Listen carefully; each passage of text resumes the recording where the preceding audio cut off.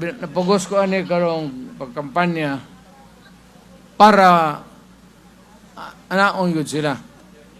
At least kinahanglan mudaog nining kadaghanan nila ikaduhang rason o ngano ang boto nila sa Senado critical tungod si Inday. Ilang ang gustong tangtangon si Inday. Pamulitika ba?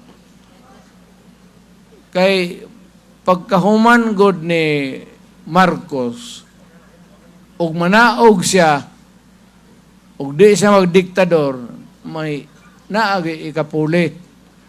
Wala sila ikapuli o ang kontra nila si Inday. Why pildi si Inday? Ug mo daw. So, karon pa lang gusto nilang piangan. Mo nang samo karon.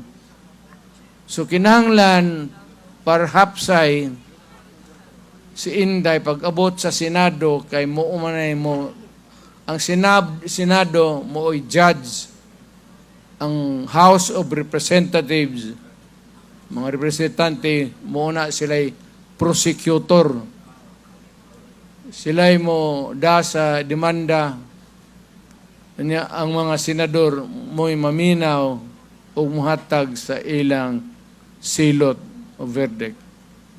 So kinahanglan ni Inday manaog na silang tanan para masiguro nga dili siya pag-abot sa Senado maalkanse.